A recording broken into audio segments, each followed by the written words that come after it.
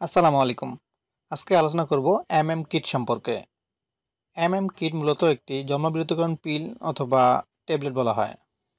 অনেকেই আছেন যারা বিয়ের পর বাচ্চা নিতে চান না অথবা দেরিতে বাচ্চা নিতে চান, তাই অনেক ধরনের পিল বা কন্ডম ব্যবহার করে থাকেন।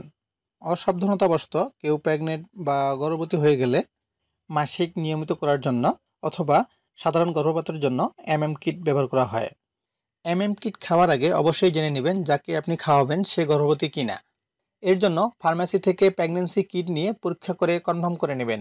প্রেগন্যান্সি কনফার্ম হয়ে 9 সপ্তাহ থেকে 63 দিনের মধ্যে বিশেষজ্ঞ ডাক্তারের পরামর্শ অনুযায়ী এমএম কিট সেবন করবেন।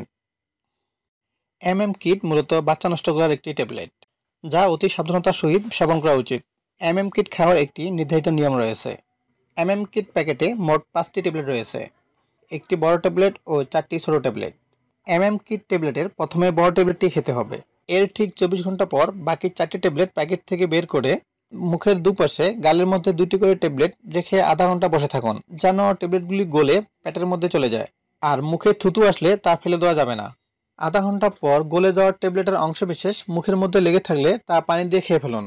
এমএম কিট এর ডোজ কমপ্লিটে 24 ঘন্টার মধ্যে এর ফলাফল আপনি পেয়ে যাবেন এবং আপনার মাসিক বা পিরিয়ড নিয়মিত হতে থাকবে। এমএম কিট এর মূল্য। তার আগে আমাদের চ্যানেলে নতুন হয়ে থাকলে এখনই সাবস্ক্রাইব করে পাশে থাকা বেল আইকনটি প্রেস করে রাখুন।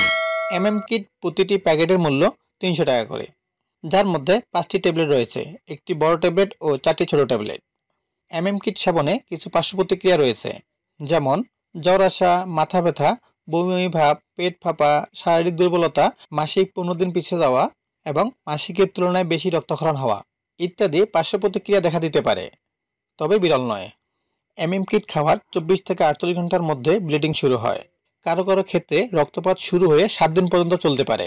যদি 7 দিন পরও ব্লিডিং হতে থাকে তবে ডাক্তারের পরামর্শ নেবেন। হ্যালো বন্ধুরা, ভিডিওটি ভালো লাগলে অবশ্যই লাইক, কমেন্ট, শেয়ার করতে ভুলবেন না। ধন্যবাদ সবাইকে।